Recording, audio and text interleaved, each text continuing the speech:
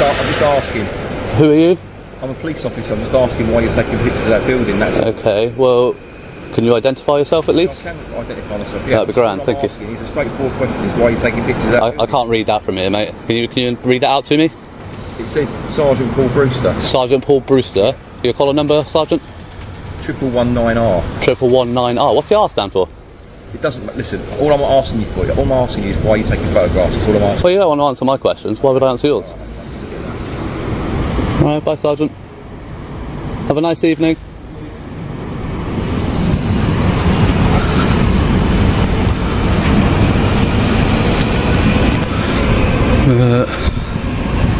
So now Sergeant Brewster's going back in.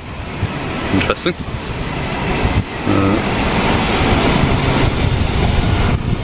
Yeah. Interesting building.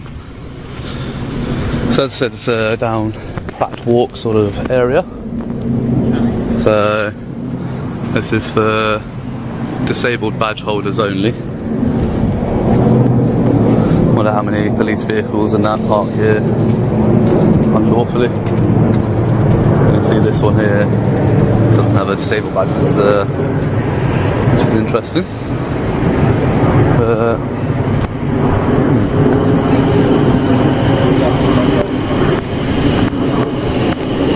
They've got like a revolving door entrance, which is pretty cool. All smoking is strictly prohibited.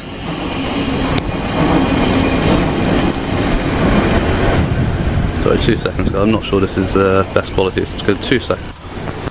There we go. That should be 1080 60 FPS now. But yeah, so we've got another no smoking there. So all smoking, I'm assuming that includes vapes and whatnot. They've got a sign up on the door. Please remove all backpacks before entering, as revolving door may stop suddenly. If carrying large items, please use main reception entrance. Pardon? If you want to film, you could do some. When does your land start? By the bollards. By the bollards? Okay, no worries. So why are you filming the entrances? Who are you, sorry? I'm a police officer from this building. You're a police officer from this building? You're plain clothes, you've got your warrant card with you? There you go.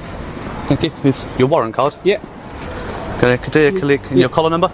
I've got a collar number. The camera rolls on a quiet public building, capturing nothing more than signs, entrances, and ordinary details until attention is suddenly drawn to the person behind the lens. Questions come fast, not because a law is broken, but because authority feels challenged. What should be routine filming is reframed as suspicious behavior, and casual words like nuisance are used without regard for their legal meaning. The tension grows as requests turn into accusations, revealing a familiar pattern where evidence replaces clarity and power is asserted instead of explained, yet the camera remains steady, documenting the moment where lawful activity meets insecurity, and where calm persistence quietly exposes the difference between real authority and perceived control. Okay. You finished, or are you going to carry on filming? Oh, I'm going to be here for as long as I want to be here. Okay. Is there a time limit? Am I under curfew? I'm asking you a question. Why are you getting all asking a question? Well, because I don't like being accosted for performing illegal activity. Well done. Okay. So, I can ask you why you're filming our building. You can ask me, yeah, of course you can. You can ask me what colour my fit is if you want to. Well, I can imagine. Yeah, same stuff. Yeah, exactly. There Everybody you go. else. Exactly. That's what my point is. You can ask me anything you want to ask me. Not a Absolutely. problem. Not a problem. Yeah. And same as you can film, and I can ask away, and I can be in your way, and I can stand here quite legitimately. Oh yeah, sure. That's fine. I've got no problem standing there, but don't stand in front of a camera and then say you don't want to be filmed. No, that's a bit I silly, don't want to. I said I don't appreciate you filming me, but I will stand here while you're filming and causing nuisance out here. How am I causing a nuisance? Because people come and go their business, right? The police officers. Well, listen, as a police officer, when you start using words like nuisance, okay? No, you need to understand the legislation when you start using words like no, because you're potentially accusing me of public nuisance. If you're going to throw away words like nuisance, you need to understand the legislation behind it and the categorisation. That's not the right word, is it? There's lots of words you're using that you don't really understand. Okay, you are being a nuisance. Okay. Okay. Well, I say you're being a nuisance. You're interrupting my lawful activity. Well, so you're doing a lawful activity. You're on our land. That's lawful. No, it's not. It's lawful until you ask me to leave. There's no trespassing signs. And as soon as you asked me, I left. So what I was doing was lawful. So don't throw away say I'm not doing something that's lawful when it is. You are being a nuisance. I'm not though. You are. I'm not. You are. In what way? Right. Because my colleagues are trying to come and go from this building. Am I stopping them from doing that? Let me finish what I'm saying, okay? Because you're not letting me finish, okay? Well, I don't want to let you finish. Well, then don't ask me a question then. Well, don't ask me a question. Then you're being a nuisance and you're being a pain, and you know that's what you're doing, and you're filming me. That's great. Put it on YouTube. Do what you need to do. But you're doing this just to wind up police officers. You're trying to go about the business. There's other people working, not just police officers. You don't really want their faces on YouTube or other people filming your work.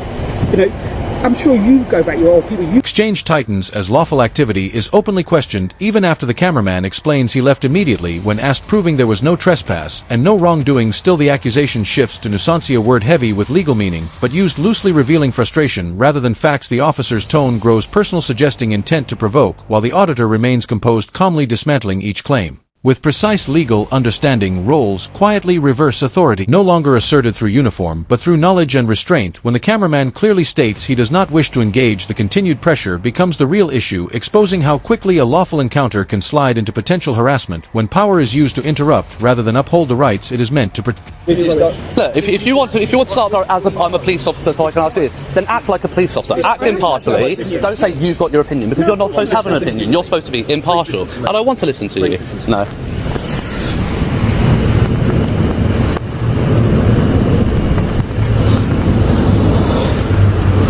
Don't want to listen to them.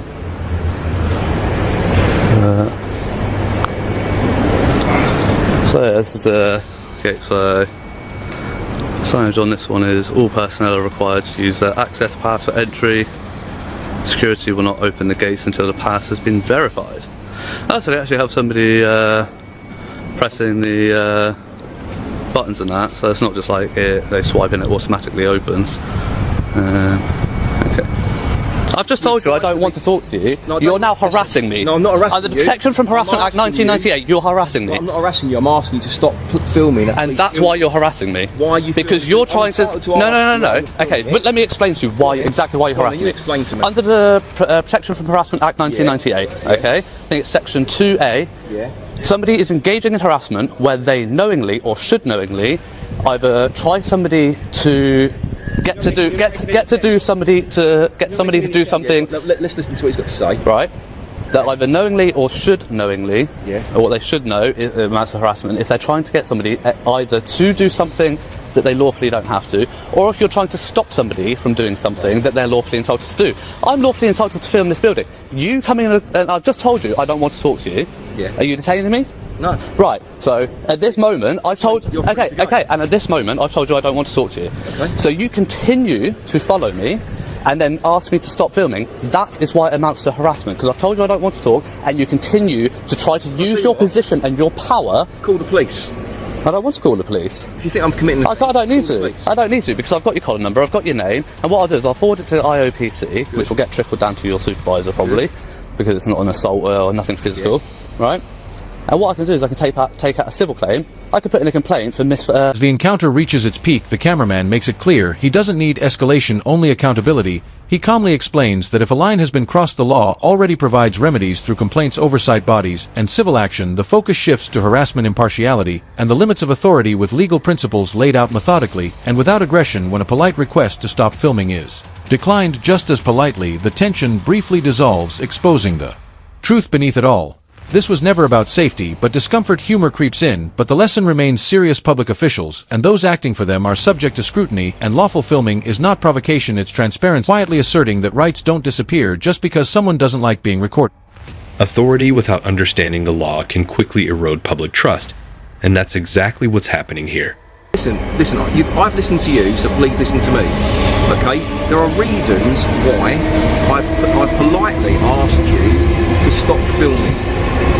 I'm not going to go into details, but I'm asking you politely to stop filming the police station. And politely, I will decline your request. Okay, fair enough. There you go. Problem solved. So there we go, we're done. If you want to complain about me, like I said, my shoulder number is 119R. Yeah, he won't give me a shoulder number. Warrant number's 197403. I've told you all that. Yep. That's how confident I am. If you want to complain about me, you can go and complain about me within the next 10 or 15 minutes when you walk away or I walk away. Because all I've done, as you've recorded on there, I've been polite. I came up to you and said to you, I actually said to you, in a friendly way, I went, mate, you shouldn't be taking pictures here. And straight away, but it's not your job to enforce what should or shouldn't be done. It's your job to enforce law. I advised you. I don't need your advice. I'll tell you what, don't eat yellow snow, Sergeant. Don't run with your shoes untied. Don't run with scissors. Don't jump out of an aeroplane without a parachute. There you go, some of the free advice for you. Don't cross the street without looking. Want some more? Yeah. Yeah? Carry on, yeah. Try and shower every day. Yeah. Any more?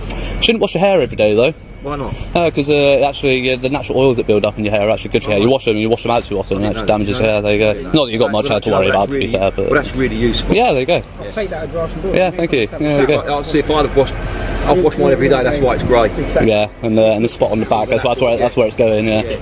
Exactly. But I was trying to explain to you, there's lots of people who work, like these guys mostly work here and they're not police officers, they don't really want to be filmed, you know, they go back their lawful business, same as you do, just like... Are they employed by the police? I don't know.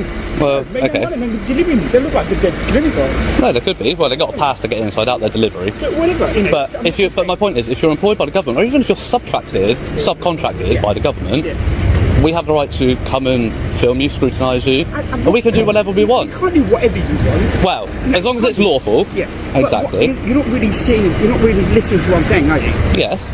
Right. So what I'm trying to say to you is, people want to go about their business without being filmed. I know you might want to film them. The contrast becomes impossible to ignore when a different officer approaches calmly offering conversation instead of confrontation, and the entire atmosphere shifts. No demands, no hostility, just professionalism, and suddenly the situation de-escalates on its own. It exposes a simple truth. Authority doesn't require dominance to function. As the discussion continues, the cameraman explains how ordinary passers-by are rarely the focus, how most footage is edited out, and how attention only escalates when officials insert themselves into the frame, yet attempts to disengage are met with continued pursuit, demands for identification, and renewed assertions of power. By the end, the lesson is clear: transparency, knowledge of the law, and attitude shape outcomes far more than rank ever could. Accountability isn't loud or aggressive, it's documented, consistent, and revealed through behavior when the camera never blinks. Really famous film, and it was like, do you remember the person sat at the bar in the orange trousers with the high heels? Everyone was like, no. It was like, there you go, because they weren't the subject of that shot. Nobody remembers them.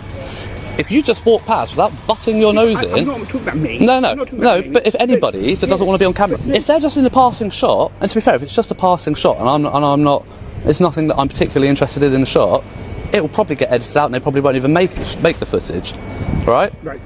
You come to me, or anybody comes to me, whether it's yourself or anybody else that says, I don't want to be on camera. It's like, well, you've made yourself a subject of that now. I don't want to be. I don't appreciate being filmed. That's what I don't appreciate being filmed, but the police film us all day, every day. So what? Do you not think they've got better things to do than film you all day and all day? Unless you're doing something, or you're in some sort of unlawful protest or lawful protest, then they will do it. But I can't. There's so many different scenarios that you can. But what I'm trying to get to you is that this is a police building, as you well know. Okay, there's certain things that people don't want to have publicised and published. Like what? Them coming and going, and then what they do. You know, this is and it's got security. So you must understand that. You know? Not particularly. You No. don't understand that. No. Okay. Well, there's no point having this conversation. Then. No, and I told you that about 5-10 minutes ago, but you're still here. So. Well, Pardon? I tried to, but they followed me. So how about that one? Hey, don't butt your nose in. Who are you? Who are you to come and butt your nose in? Have you got your ID with you, your warrant card? Yep. Can I see it, please? No. Why not? Don't want to. You don't want to? No. Okay, that's fine. Let's get a nice picture of that, of your face, and I'll just send that to the IOPC. So you're based here, are you? You're based here? That's fine. It's failure to identify. If you're going to come and butt your nose in and try and act as a police officer, and you're going to refuse to identify, under Section 42 of the Police Reform Act, that's fine. You can have your sanctions, whatever they decide to do. Not a problem. Your sanctions, whatever the IOPC decide to do. They won't do anything. Is that what you think? I've already had cases upheld for failure to identify, for being manhandled against my will. So, what have we learned today?